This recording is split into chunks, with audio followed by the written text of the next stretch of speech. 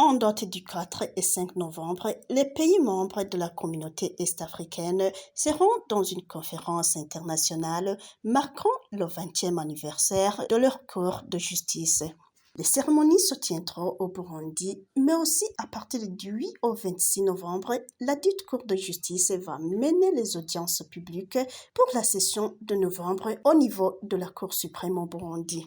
Le président de la Cour de justice de la communauté est-africaine, Nestor Kayobera, met en exergue sa valeur ajoutée pour le Burundi. La Cour de justice de la communauté est-africaine est l'organe judiciaire créé par l'article 9 du traité portant de la communauté est-africaine avec mandat de s'assurer de l'interprétation, de l'application et du respect de la loi et du respect du traité. Pour le moment, avoir les dossiers qui sont portés au niveau de cette Cour, c'est que ce soit les citoyens, que ce soit les résidents, que ce soit les organisations nationales ou internationales, les organisations de la société civile, maintenant, c'est qu'ils peuvent saisir la Cour et notez bien que dans cette de la Cour de la communauté africaine, conformément au traité,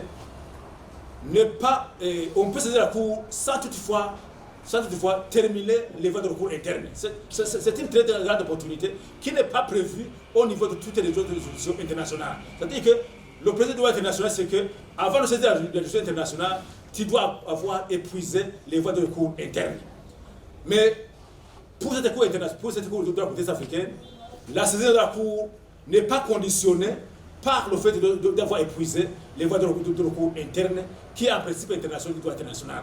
Malgré la pandémie du Covid-19, la Cour de justice de la communauté est-africaine a continué de mener ses audiences et à prononcer les jugements sous les sessions virtuelles.